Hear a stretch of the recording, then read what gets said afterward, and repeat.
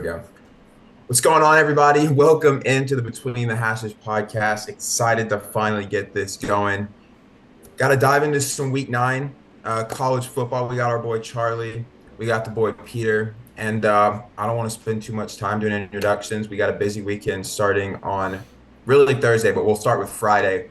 We got Boise State going to UNLV. Now, this is a little bit of a trap game, in my opinion. I think this is one that we should be watching. I think that I would tune in if I were y'all. But what do we think about the Broncos headed to Vegas? I'm excited. Gency finally really faces a really good run defense, 25th in the nation, if I'm not mistaken. Pretty sure. And yards allowed per game, and third best in yards allowed per play, actually. I think UNLV is going to hang around. I like them a lot. The quarterback's fallen, and I don't know, Peter, I'll get your insight a little, but yeah. Yeah, no, this is an explosive matchup. Both of these teams are averaging over 40 points per game, 46.8 for Boise State and 44 for UNLV. If Boise State's going to have a chance, they're going to have to exploit UNLV through the air, where they rank 125th in yards per game. This is a huge step in the journey to winning the Mountain West, and more importantly, earning an auto bid for the best group of 5 team, which Boise State is looking like they're going to be that team. No, I completely agree. I mean, this is, I think, GT's biggest test. UNLV's run defense actually ranks higher than Oregon's in a game where he was explosive as always. But he's going to get some dogs on defense.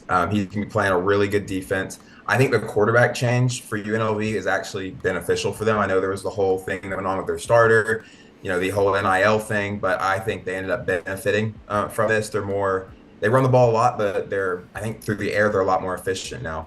But to me, this is a trap game for Boise State. I do think Boise State wins, but I think this is a very, very close game. And I think this is a rematch we'll see down the road. Both teams still undefeated in conference play. UNLV's only loss coming to Syracuse in overtime. So Is I this a really little like playoff game, early playoff game kind of? this. It's playoff implications for sure. I mean, I mean, more for Boise State than I think UNLV. I think that loss to Syracuse for UNLV really hurts their chances to get in, especially just being a Mountain West team. You know, Boise State lost to Oregon by I think a score, and it took Oregon 2 special teams touchdowns to do that. So I think that this is a big game for both teams, but for sure a must win for Boise State, most definitely. I'm excited. Friday night, I know what I'm going to be doing. I think I know what y'all are going to be doing. So super excited for that matchup. But diving into Saturday, there are a few undefeated teams left, and one of them is Navy. Now, if I told you that to start the year, that Notre Dame would be going to visit Navy, an undefeated Navy team, what would you tell me? I wouldn't believe you, probably. Yeah. This is going to be I think this is going to be a fun, physical, old school football game. What do y'all think? I agree. I think there's some keys to the game for Notre Dame, especially on the defense side of the ball. I think Notre Dame needs to get Navy behind the chains. Navy's not a good passing offense. They rank 114th in passing offense. They are efficient when they pass, but they have been forced to pass a lot. If Notre Dame can get can get the midshipmen in long yardage downs, it could be a long day for Navy's offense, who has the number 3 rushing attack in the nation. So if they can get it, running the ball, efficient, quarterback, secret weapon.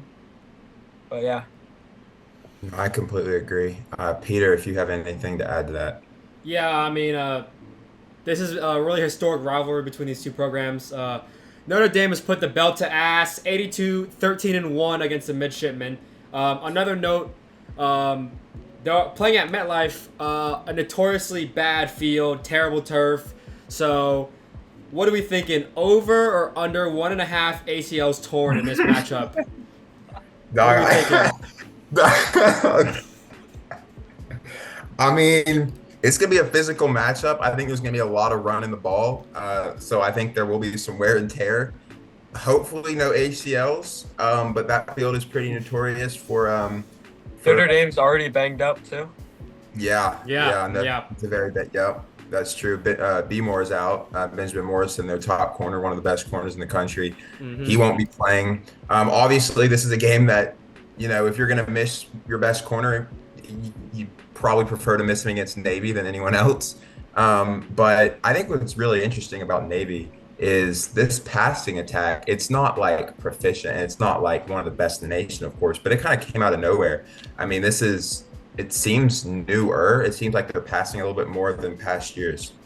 Yeah, no, absolutely. Yeah. I mean, under new offensive coordinator Drew Kroenig, Navy has implemented a more dynamic attack to their offense. Quarterback has led this group, Blake Horvath, 888 yards in the air, 10 pass touchdowns. But what's more impressive is his ground attack, 620 rushing yards for 10 touchdowns. They really need to use this option to exploit, Notre Dame's defense. My key players and positions of this game are Riley Leonard. Obviously, that he really needs to attack this weak Navy defense. They've given up 223 passing yards per game up until this point, which is best for 93rd in the nation. And they've given up, a QB rating of 121, which is not good for a defense. But yeah, this for Notre Dame, this defensive line and linebacker core really has to shut down. They need to be able to read the option and shut it down, because that is Navy's offense. For Navy, it's got to be the offensive line. They need to create holes for Horvath and the running backs. And then for the DBs, they have to disrupt Notre Dame's passing attack, which are probably will be going balls to the wall against this poor Navy defense. Yeah. Yeah. No, I got. Oh, go ahead. Yeah. Sorry. No, go ahead. Go ahead. All right. I said sort of the same thing. I said Riley Leonard needs to be better, plain and simple. He's been not good at all passing the football this year. He has 6 passing touchdowns, which is not cutting it. And I said on the flip side of the ball for Notre Dame, RJ Oben, their defensive end, needs to play better. And he needs to have a great game because he's going to be the quarterback, man. He's responsible for Blake Horvath, who they clearly want to get into space.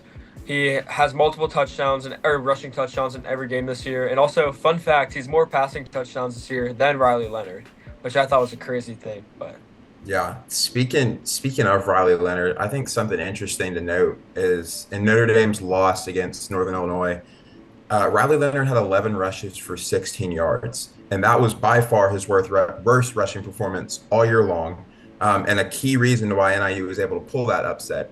I think something else that you really have to do if you're Navy is you need to get pressure with 4 or 5.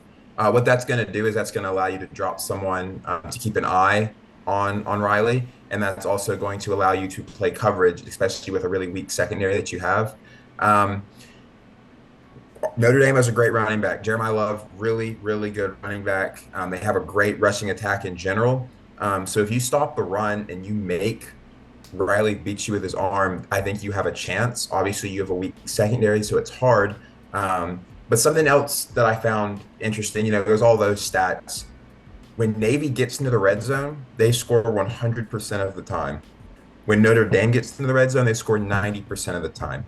Notre Dame on defense allows other opponents to score 73% of the time, which is best for 13th in the nation. Navy at 66% for 7th. This game is going to be physical up front. There's going to be who can establish the run. It's going to be who can score in the red zone and finish drives. I wouldn't be surprised if we saw 15, 16, 17 play drives from both teams. Navy's defense is not great, but that front seven is going to show up and they're going to give Notre Dame help. When it comes to who I think is going to win this game, I think that Navy will cover the spread. However, I think Notre Dame comes out of this victorious barely. I think just the pure talent they have on their team, just with Jeremiah Love and those guys outside, Great House and who not, I think that it just kind of gives them the edge over a weak Navy secondary. So, but if there's anything, I don't know. I think Navy hangs around for a while. If you're a guy like me, you'll probably like watching this game, but the average college football viewer might not like watching this game. It'll probably be low scoring, or it could get high scoring, honestly, but it'll probably be a long game, long drives, like you said. But I think Navy hangs around for a little, cover the spread, but this might explode like it did for Pearl Harbor to the midshipmen, and they might lose, or they're going to lose this game because of the talent alone that Notre Dame has. Yeah, no, I agree. I think I think that this will just be a wear and tear game, and whoever tears first loses, really, or whoever gives up that big explosive play down the field first. And I think Navy secondary is more prone to do that uh, than uh, than Notre Dame's. But so we got another big game. One team looking to bounce back, one team looking to build on last week, and that's Missouri headed to Alabama. Alabama coming off a rough loss where Jalen Milroe did not play well at Tennessee. Missouri coming off a comeback win, a Brady Cook, I mean, heroic performance, going to the hospital, coming back, finishing the game, making the comeback, winning the game. What do we think going into this game? I mean, specifically with Alabama, what do we want to see from them? Jalen Milroe. Jalen Milroe must bounce back. Like a few weeks ago, we were saying he is a Heisman frontrunner, #1 overall pick. People were saying I personally didn't agree with that, but Bama looked good in all aspects of the game. I felt like in the past 2 weeks, their defense has improved like insanely since the Georgia game. But I think it's up to Jalen Milroe. They would have beat Tennessee if it weren't for him. I think so. Yeah. Yeah, I think this has the potential to be a shootout, a really good shootout. I mean, these two offenses are insanely explosive on the ground and in the air. Um, the rushing attack from Missouri is going to be key. I think. I mean, Nate Noel is just named. He's out for the week, unfortunately. He's having a solid year, 500 yards on the ground, 6 yards per carry. Their running back too, though, Marcus Carroll, 300 yards on the ground, 6 touchdowns, and 5 yards per carry are not bad numbers at all. And to note, he's on like 30 or 40 less carries than Noel. And then you have Bama's really poor rush defense this year. I mean, 141 rushing yards per game is what they're giving up, which is third last in the SEC. But I mean, they can always look in the air. I mean, Brady Cook has been really efficient this season. He's 1,500 yards in the year, 7 touchdowns, 1 pick. And then he also has weapons around him. Luther Burden, who's been solid but not spectacular this year, like we all thought. I mean, he has the potential to be great. Obviously, everyone knows that. AP preseason All-American. Theo Weiss has been complimenting him well. He actually has more receiving yards than Luther Burden this season. And then Alabama, again, another aspect of their team that's been good, not great, is their pass defense. They're giving up 210 passing yards per game. While Missouri's pass defense has been good against slightly worse competition than Alabama. I mean, they're giving up only 158 yards. But the two teams to note that they've played are Auburn and Vanderbilt, which both put up 330 yards on them. Another key thing to note is Alabama's penalties. They are last in penalties per game and in penalty yards per game in the SEC. Against Tennessee alone, they had 15 penalties for 119 yards. So I think this has the potential to be one of the great shootouts of the 2024 season. Yeah, I mean, I agree. I think that I think this game could really go one of two ways, and I think the first way I'll begin by explaining is Alabama runs away with it, and I think if Alabama is going to run away with it, they cannot abandon the run game. They are running the ball very efficiently. Yards wise, they are very like towards the back of the pack, but they aren't running the ball a lot. They're abandoning the run. They're not running it enough. They're throwing it downfield. They're not keeping the defense on their toes. It's becoming very predictable. So I think I think they can run away with this game literally by running the ball. I think that you need to get pressure on Brady Cook. I mean, against Texas A&M, they got blown out by 31 points. He was sacked 6 times, that takes a toll on a quarterback. Especially in the SEC when you're going against these 300-pound defensive ends, 280-pound defensive ends that are running into you every play.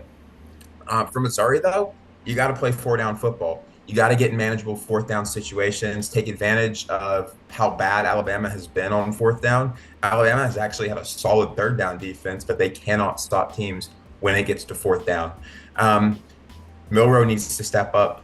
I think Nick Sheridan also needs to step up. Play caller. I don't think he's doing a very good job, like I said, abandoning the run. So as an Alabama fan, I would like to see improvement. But I think this is one of those games where you can bounce back, and it's an opponent that's good, but you are better. So it should give you the ability to kind of gain some confidence back and hopefully tweak a few things that went wrong last week. So we'll see. I think Bama wins, but Missouri covers. I think 13.5 is way too much. Yeah, I Like agree. I saw 13 and a half and I was like, this is unbelievable. I don't know how you watch this offense last week and the week before. And we're like, It's because yep, their name's Alabama. yep, 13 and a half, 13 and a half. I'm like, that might be free money. But, you know, Vegas I knows, I guess. I don't know. Vegas always seems to know. Whenever I see something that looks free, I'm like, oh, it's free. It's never free. It always backfires in my face. It's annoying as hell. I But think Luther Burden needs to step up, especially I agree with you, Peter. He hasn't been the best wide receiver in the country that we thought he was going to be. Unfortunately, Jeremiah Smith took the crown from him, so I'm just kidding. But I'm not really kidding, actually. But um, when teams beat Bama historically, this isn't the same Bama team, but when they beat Bama historically, the other team's great players have great games. And I'm super excited to watch the Burden versus Jackson matchup this weekend. One of the best corners in the country versus one of the best wide receivers in the country. Underratedly, Theo Wees. I think it could be a legacy game for Theo Wees. I With agree with that, Keon Sabb actually. out, I actually agree with um, that. they're going to be looking to take Burden away. Theo Wees. I kind of think that Theo Wees is as good as Burden, like a little worse, but I think he, like watching him, playing with him in college football, he's horrible to play against in college football. He actually makes me want to destroy my controller. But I want to see this Bama secondary and how they fare out versus Burden and company. Hopefully they're better, Yeah, but ultimately I think Bama wins this game as a get right game for them. Missouri shouldn't be ranked. They shouldn't. After this week, they won't be ranked. I don't think they're a top like 8 SEC team, maybe. I agree. And if Bama doesn't win this game, it might be time to sound the alarms in Tuscaloosa. Yeah, I mean, I think one of the reasons that Burden hasn't been as productive this year is like what you said, the teams have been taking him away. And I think that's why Theo Weiss has been so productive this year, Mhm. because it's giving him a great opportunity to step up and make plays. But moving on, we got more action in the SEC. Big game, big primetime game at Kyle Field. Tigers headed down to College Station. Big game. And this is playoff implications. This is SEC championship implications. LSU, if I'm not mistaken, doesn't have a conference loss. Neither teams do. Yeah, neither. Yeah, you're right. Neither teams do, but Notre Dame and USC. So these are the two last undefeated teams in SEC play. Winner of this game will be at the top of the ranks right now. I want to ask you this first before we get into kind of breaking down the game. Who needs this game more when it comes to kind of the college football playoff race and looking ahead? Like who if they lose this game, like their chances go down a little bit more. Um, I think that A&M needs this win more because they're going to play Texas in a few weeks, and a 3-loss A&M team is just not going to make the playoff. Also, another point I have is Aggie fans have been waiting for a win like this for so long. They've had the recruiting classes. They've gone through coaches. I think Kyle Field is going to be rocking, and ultimately, I think if A&M doesn't win this game, I think this is it could be the Aggies like national championship. I don't think they're making it to national championship, but for those fans, this game's gonna mean everything. So yeah, they have all the pressure on them. I feel. I, one of the funny things that when I was looking at this game, just kind of previewing it, was height disparities. And that might sound weird, but so I'll kind of explain it. Mason Taylor, really good tight end, great tight end, one of the best in the country for LSU. He is 6'6". All right. Texas A&M's tallest linebacker is 6'2". That's Scooby Williams. Their next closest, the starter, is I think York is what, under 6 foot. He's like 5'10" or 5'11". Not tall at all. That's a matchup nightmare, especially for linebackers. Another matchup like nightmare comes on the other side. Noah Thomas, 6'6" wide receiver. LSU's tallest outside corner is 6 feet tall. Their slot corner, Major Burns, is 6'2". That's another matchup nightmare. So each teams are going to be able to take advantage of different matchups, offensively and defensively. And then outside of that, you got one of the best offensive lines in the country versus a really, really scary defensive front. LSU has allowed 1 sack all season long. Nussmeier has been great at avoiding pressure this year. I was talking to someone earlier, and he was like, I think he's better than Penix at it. And I was like, I agree. And Penix was really good at it. So this is going to be interesting. Can they get to Nussmeier? Can each team take advantage of those matchups? I think another underrated matchup is Kyron Lacey versus Will Lee. That's going to be absolute cinema. That's going to be like a Braun versus Curry, prime Braun versus prime Curry matchup. Will blanket Lee versus Kyron. Won't say the middle thing. Lacey. He That's going to be a fun matchup to watch. This game is all about matchups and winning your battle, and whoever wins the most individual battles in this game is going to win this game. Yeah, I no, think that the absolutely. biggest. All right, you got it, Peter. You got it, Peter. I got I've a lot to talked a say. lot. I got a lot to say. So, all right, like y'all said, this is a When he big. starts yapping. This is a big game for SEC and college football playoff implications, like you guys both said. I think this is a more important game for A&M than is LSU. I feel A&M, if they lose this game, they are not making the college football playoff this year.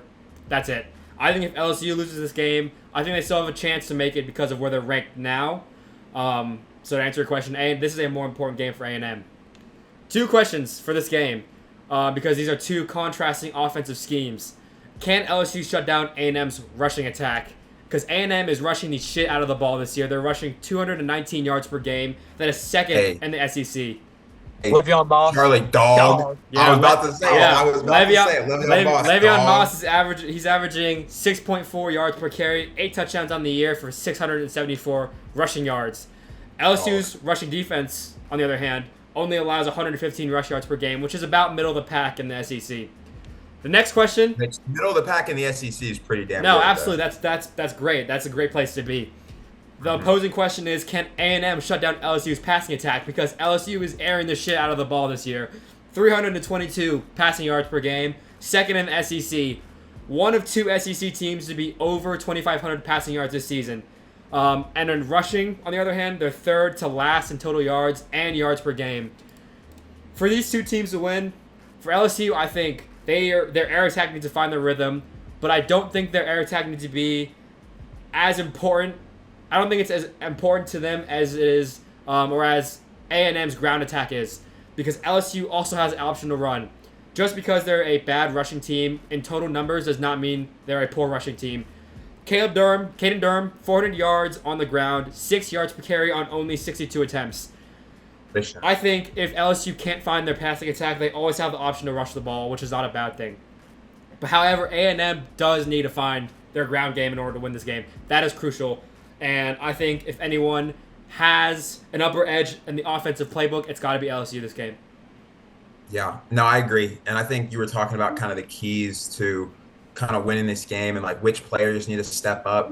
Obviously, we talked about Will Campbell, like probably the best tackle in the country going up against Nick Scorton, Emory Jones, offensive tackle going up against Shamar Stewart, Will Lee versus Kyron Lacey. I think the most crucial aspect to this game, I mentioned all the matchups, you got to win your matchups. But I think the thing that needs to step up the most, and they do it every time, but I think it's the 12th man. And I think that LSU plays at Death Valley, right? But they're not playing against the crowd at Death Valley. They're always playing with the crowd at Death Valley. They're going into a very hostile environment. This game is going to be completely sold out. It is going to be loud. It is going to be night, and it's going to be hard to function, really. The communication up front is going to be hard. And I don't know if I've seen Nussmeier in an atmosphere where he's had to really adjust up front, and he's had just because of the noise. I don't know if I've ever seen him have to make calls and them get confused. So this is going to be a test for the LSU offense. Great offense, like you said, they've been airing the shit out of the ball. Nussmeier's been throwing it left, right. Kyron Lacey, Aaron Anderson, CJ Daniels, Mason Taylor, you name it. They got weapons.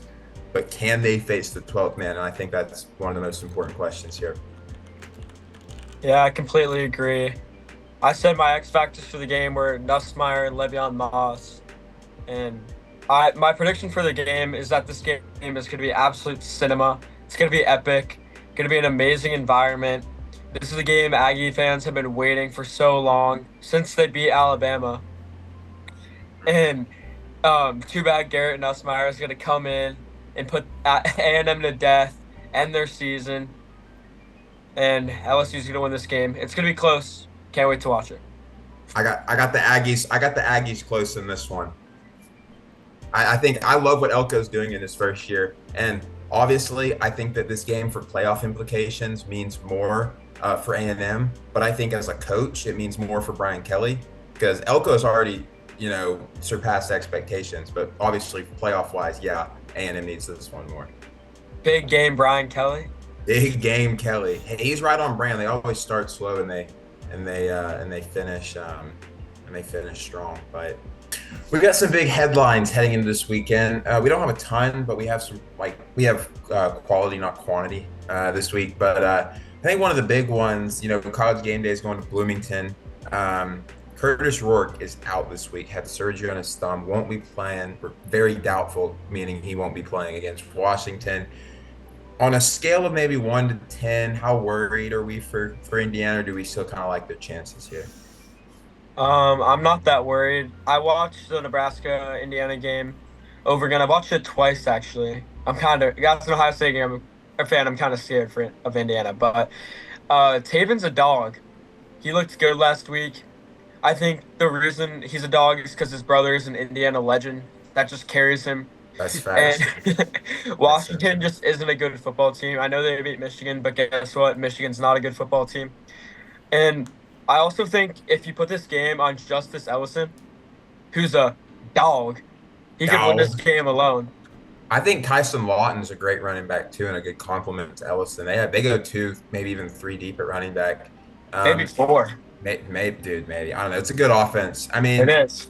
I was at the game, and I didn't even they were running the offense. I didn't even notice Taven was in.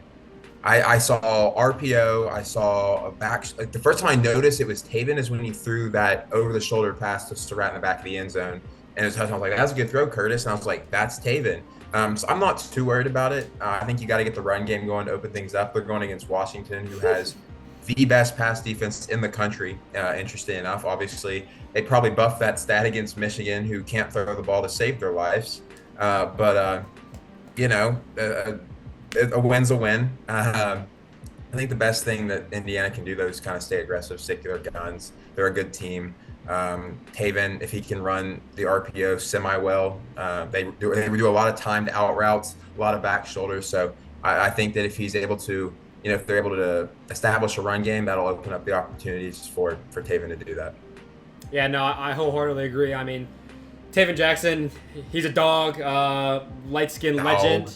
So, I don't know. I'm really not that worried. If I were to put it on a scale of 1 to 10, it'd be like a 4, honestly. I mean, I'd probably be around the same. Yeah, Washington's defense, like you said, has been locked down so far this year. They're only letting up 120 pass yards per game, which is first in the Big Ten. They're also able to shut down young quarterbacks. Good example of this is Jack Lausch of Northwestern. True sophomore. They basically made him a non-factor. Honestly, they probably turned him into a defensive player.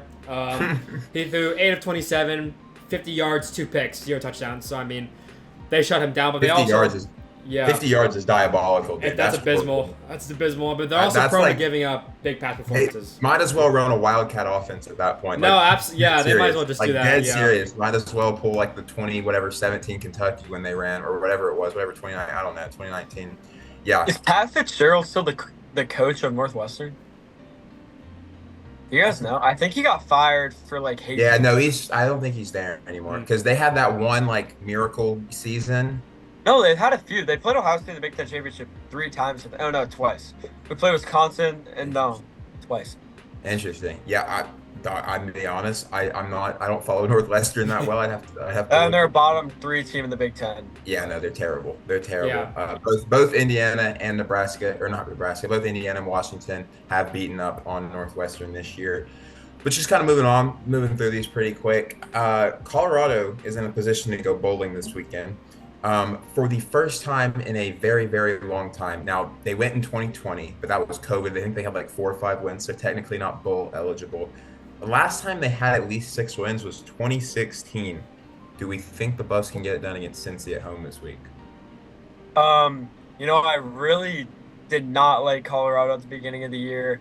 I'd see all the Instagram Deion Sanders guzzlers, and I would just think to myself, why are they such Colorado fans? I don't understand it. It was just Travis Hunter, Shadur, and I just couldn't wrap my mind around it. But now I can't really help. I can't really help myself.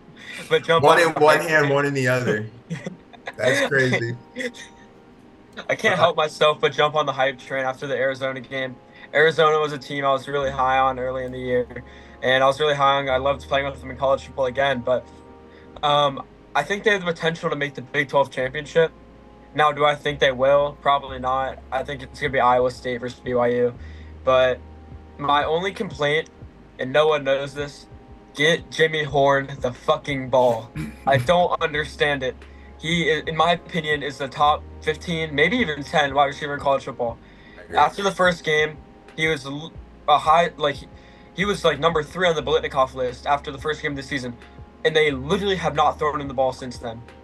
So for that reason, I don't even know where I was going with that, but he's not He's going to just beat pissed. Colorado. He's just pissed. He wants Jimmy Horn to eat. I understand that. I wanted to buy Jimmy Horn's jersey, and Yeah. now he hasn't got the ball. Yeah, no, I agree. I think they have one of the more underrated wide receiver cores in the country, to be honest. They're like 4 deep, 5 deep. Yeah, 4 or 5. I mean, it's led by Travis Hunter. It's a good receiving core. Yeah. I think it's funny. Every week, Colorado faces a team that just statistically and just on paper, they do so many things better than, like, for example, UCF. I thought UCF was going to run down their throats, and then kind of the opposite happened, and they blew them out of. I mean, Colorado just ran through them. So I've been wrong about Colorado this year. I'll admit that. I think they do win this weekend against Cincinnati. I think that this Cincinnati's not a good football team. yeah, I think this is a bad matchup for Cincinnati, actually. I think that the Colorado defense needs to step up. I would like to see Colorado run the ball more. They do not run the ball at all. I mean, it's like abysmal. Like, it's rare. Like, if I'm a defense playing against Colorado, I will never stack the box. I will rarely be thinking run.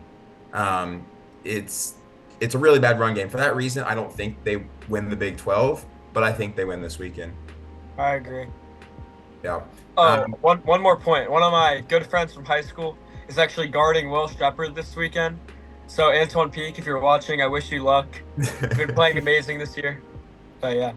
That's what's up, dude. That's what's up. So we actually asked y'all on our story the other day, just to give us a few hot takes, just for this weekend. We picked a few. We won't go through them all just because there were so many. But I think the first one that kind of caught my eye was Illinois going to Eugene and giving Oregon a scare. And I think first you kind of got to define scare. Is scare 1 touchdown? Is it 2 touchdowns? Is it hanging around and then kind of losing them? I think if you're thinking hanging around and then losing them eventually, I think that's what I think will happen. I don't think this is going to be a 1 possession game down to the wire. But I do think Illinois will hang around for a half maybe. Yeah, I agree. I could see Luke Altmaier getting into his bag. He's a quarterback who you and I both love. But there's teams that randomly drop games in the Big 10, in the Pac, or I guess not the Pac-12, the Big 12. But I just don't think Oregon's one of those teams. They're not going to lose to a team like Illinois. This game will be close in the first half. I can see where they're coming from with the scare part. If you say, like, maybe it's 21-14 at the end of the first half or something, 21-17, I could totally see that. But ultimately, I think Oregon wins this game. Maybe they don't cover it, though. Yeah, I agree. Yeah, I agree. Yeah, yep. Now, just kind of moving on, just going fast. Next follower said Gene cements himself as the Heisman frontrunner. For me, I think it's hard for a running back to cement themselves or as a real deal. It's just because it's one bad game and you're kind of screwed as a running back. He faces the number 1 rush team. It's Mountain West Conference, number 20 in the nation. It'll be a challenge. And I think if he performs well this week, then I think no doubt in my mind, he already is the front runner, but no doubt he will be. Yeah, I didn't think this was a very, very hot take at all. I think that he is the front runner right now. The only thing stopping him is his self. Like Peter said the other day, if he gets shot, that'll probably take him off the list. That's the only. Yeah, I don't know. But like you said, like it was like Devonta Smith. Everyone was waiting for him to have a bad game, but maybe Gentry just doesn't have the bad game. Yeah, and I'm rooting for him. I do not want to see another quarterback win a Heisman Trophy this year. I'll be sick. I mean, Jeremiah Smith's probably going to win it, but. All right, Facts. buddy. All right, Utah. Do you guys think they look like a top 25 team now? Yeah, Utah offensive coordinator steps down. New guy calling plays. I believe his name is Mike Bajakin, I don't know, however you pronounce the J in his name. He's been everywhere. He's been coaching since 1966. He's an old head. Damn. Yeah, I don't know. Isaac Wilson's been pretty bad. He has 8 picks in 6 games, and he's throwing like 55% through the air. Obviously, He's not too his fresh. fault. Yeah, he is a freshman. That's true. That's true. Like, obviously, he's a freshman. So you got to keep that in consideration. Micah Bernard's been great on the ground, so that kind of Dog. dog. Micah Bernard is, when you're in your 6th year of college, you better be a dog. Why is Utah the old head university? Old coaches, Dude, old that entire quarterbacks. team is a retirement home, but they're dogs, dude. It's just Yeah. full of Samoans and old dudes. That's literally what it is. And they're absolute dogs. But they've struggled Because this they year. all went on mission trips and then came back to Utah. Nah, exactly. Yeah. No, Yeah, that's exactly. BYU. That's BYU. Nah, both teams do, bro. Probably both, to be honest. No, they do. Yeah, Uh-huh. I know a lot of guys on BYU. There's one guy on Tennessee who transferred from BYU, and he's I think he's like 25 or 26. Yeah, it's unreal. Damn. But honestly, I don't think. I mean, he's been everywhere. He's has a lot of experience. I mean, for their sake, I hope it improves. But I don't really think they'll look like a top 25 team even after this. Yeah, I think the offense looks better. I haven't really watched them, but I've seen a few highlights and stuff here and there. But I could see them finishing 25, or 24th, 25, just because of coaching alone. I think they have one of the best coaches in the country, and maybe this isn't their year.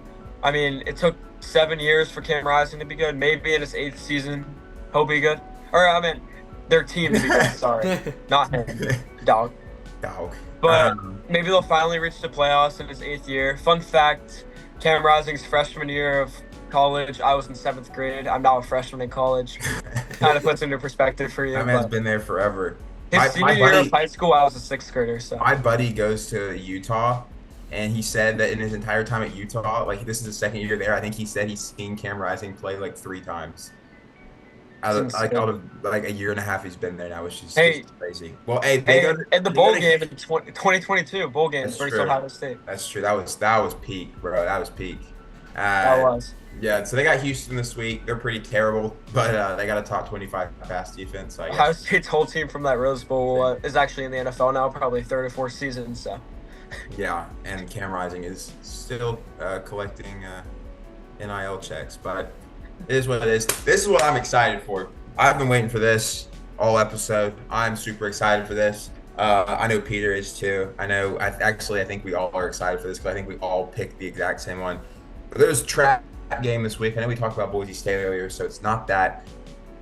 I guess I might as well ask, what is our track game of the week? Whoever wants to take it can take it. Penn State. Peter, Fuck Penn State. something? Fuck Penn State. Our trap game of the week: Penn State at Wisconsin. Penn State is favored by 6.5 points. I know Charlie has an opinion on Ohio State and Penn State and their scheduling and stuff, so I'll leave that there. But Camp Randall is obviously always a tough atmosphere to play in. Penn State has only played 2 away games this season. They have, I think, 4, including this one, left, and they won both of their away games. Are undefeated, obviously. They did struggle against USC, which was their 2nd away game of the year. Wisconsin is a good team on the ground. They are averaging nearly 200 yards per game, which puts them 5th best in the Big Ten. However, on the other side of the ball, Penn State is only giving up 91 rush yards per game, which is 4th best in the Big Ten. Penn State is also a good team on the ground. They're just above Wisconsin in that manner. They give up, or they rush for a little over 200 yards per game, which is 4th best in the Big Ten. Wisconsin, however, gives up only about 140 rush yards per game, which is 5th worst in the Big Ten. So this is going to be a huge game on the ground for both teams. Wisconsin also has a good pass defense. They only allow 156 passing yards per game, which is 3rd best in the Big Ten. Penn State, they can attack them however they want, basically. Drew Aller's a dog. Nick Singleton, is that his name? He's a dog. Nick Singleton, he's a dog. Yeah, so however Penn State wants to approach this game, they can attack them through the air or on the ground. However, fuck Penn State. Wisconsin's covering. All right. I'll let Charlie go on his because I'm gonna get my tag after Charlie. If there's one thing in my life that traumatizes me more than Ohio State losing last second games. It's the week before the Ohio State Penn State game when Ohio State and Penn State are both top four teams every single year, and Penn State loses games like they lost to Purdue, Illinois, Nebraska in past years. And I just don't understand it. It's every single time. I think it's James Franklin looks ahead to Ohio State, thinks this is going to be finally the year he beats Ohio State, and all of a sudden they lose. If you guys remember, I think it was last year actually, the Illinois game last year, where they went to like triple overtime, I think, and they lost. And I just don't understand how it's every single year, the week before they play Ohio State, they drop a game. Sometimes it's 2 weeks ahead, but I think they're gonna win this game versus Wisconsin, but it terrifies me. But Yeah, Wisconsin covers. yeah.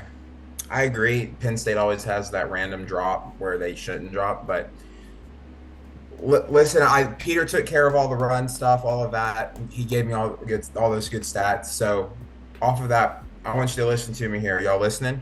Are we listening? Yeah. All right. Penn State a few weeks ago went to USC, and this is where they struggled to run the ball. Katron Allen, 16 for 56 yards. Nick Singleton, 10 for 26 yards. That forced Drew Aller to throw the ball 40. Drew Aller sucks. Well, case in point.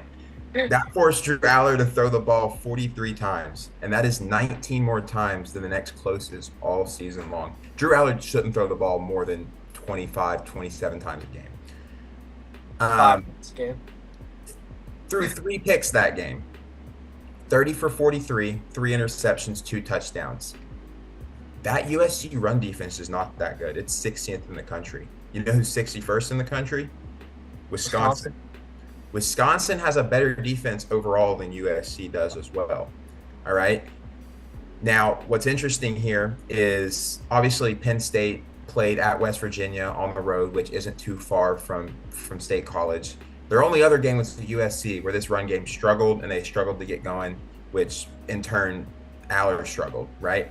Night game, Madison, anything can happen. They're going to be jumping around. Give me Wisconsin to win. I like the Badgers here, and I think they get it done, and I think this is that James Franklin flop game. I have a point. Wisconsin or Penn State, the ball's in your hands. If you guys lose this game, I'm gonna kill myself. I'm going to the Penn State game. It's versus Ohio State in a week, and if I jinx it and Penn State makes it so Ohio State plays like the number 11 team in the country, I'm gonna be pissed. So please win this game for my sake. And my other point is Drew Aller. Everyone wondered why he didn't go to Ohio State, being from Ohio. I think we all know why. He's terrible. And Can I be honest with you though? Tell him. Can I be honest? Can I be honest with you though? what? Here we go. Alabama fan. No. I think he might have started last year at Ohio State. Yeah, that's Well, not I mean, that's he not would've a been- high bar to clear. He would have I been know, better. I'm just saying, He I would have think been better if he went to Ohio State than he would be at Penn State. So, 100%. you never Because know. at least he doesn't have Julian Fleming dropping passes. So. Well, I Yeah. guess he would have last He still year. gets that, yeah. Well, kind of closing in towards the end of today's episode. We got super dogs, and if you don't know what a super dog is, it was kind of a thing College Game Day does, where there are underdogs by at least 4.5 points that you think will win the game. I can kind of start with this. I think Syracuse on Friday night goes on the road, beats Pitt. I think this is going to be, for lack of better words, I think it's going to be an absolutely electric game. I think this is going to be, 2 transfers. It's going to be Kyle McCord, Eli Holstein, 2 guys that came from much, much bigger schools. I'm excited for this, and I think that it's going to be a great matchup. I think this is going to be an electric game. I think it's going to be high scoring. I really don't know why you wouldn't watch this game. Syracuse throws the ball, I think 65% of the time, and Pitt doesn't defend the ball well. Defend the throw well. I think, like I said, it's going to be a shootout. Syracuse is the second best team on third down in the country, and they're top 30 on fourth down, so they're efficient. It's really whoever's defense steps up and makes a play. But I think it's going to be Syracuse, and I think Kyle McCord outduels Eli Holstein. Where's Holstein from? Texas. Oh, okay. I was wondering what program it was. My super dog of the week is Illinois plus or minus 21.5. Whoopsie, sorry there. And I think that they're gonna cover simply because Luke Altmaier is my GOAT. That's my reasoning. Peter. Yeah, I also had Syracuse at Pittsburgh. 6.5 really gives him a lot of room to breathe. Kyle McCord is a dog when he wants to be. And When he do that's very key when he wants to be, because he can Yeah. either be a dog or he can be dog shit. So it's Hey, like let's say he's a dog when he throws it to Marvin Harrison Jr. that's true. When he Except for if it's last play of the Michigan game. when he underthrows Marvin Harrison Jr. Hey, Yeah. Will Howard has the same problem. Yeah, but Will Howard is a dual threat, so he fits our Yeah. scheme better. Will Howard wasn't Tom Brady with no arm and no brain, so. Yeah, that's a good way to put it. Pretty much. Oh yeah, actually, things that traumatized me the most were Kyle McCord and Penn State losing. Those traumatized me. Now we appreciate y'all tuning in today. Had a great time. Obviously, this is kind of the first time we're doing it. It's going to get a lot better throughout the year, throughout the season. We're excited to keep doing it. We appreciate y'all watching. Make sure to subscribe. Follow the Instagram, follow the TikTok. It's all in the links in the bio. Appreciate y'all watching. Peace. Peace. Peace. All right, Wisconsin, 6.5. Will Howard over under 5 or 0.5 rushing touchdowns. Money line BYU.